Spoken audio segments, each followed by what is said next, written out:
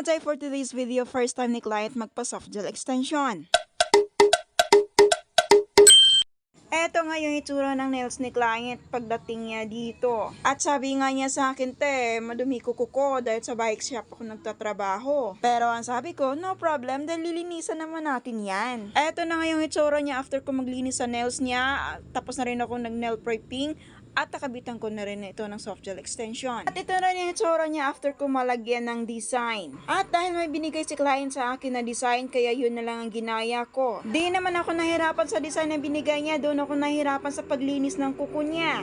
Dahil nga sa gilid ng mga kuko niya ay puro mga gasa, kaya hirap na hirap akong tanggalin. Pero buti na lang at madiskarte tayo, kaya nagawa natin ng paraan, kaya yan malinis na. Tuwang-tuwa nga si client ay nagmukhang tao na daw yung kuko niya. At sabi ko nga sa kanya, paano yan, sa bike shop ka nagtatrabaho, madudumihan din ito. Ang sagot naman sa akin ay hindi na daw, hindi ko alam kung anong gagawin niya. Ang sabi ko naman sa kanya, magtatagal po ang soft gel extension natin kung marunong tayo sa aftercare. Dahil naman sa akin ay may 1 week warranty, kung wala pang 1 week maglifting, pwedeng ibalik sa akin. Pero kung lampas ng 1 week tapos may maglifting, pwede mong ibalik, pero siyempre may charge na yan. Pero mostly naman sa mga client ko, tumatagal ng 3 to 4 weeks ang retention nila. Kaya I'm pretty sure next month na to babalik si client. So that's it for today's video. Thank you for watching. Bye!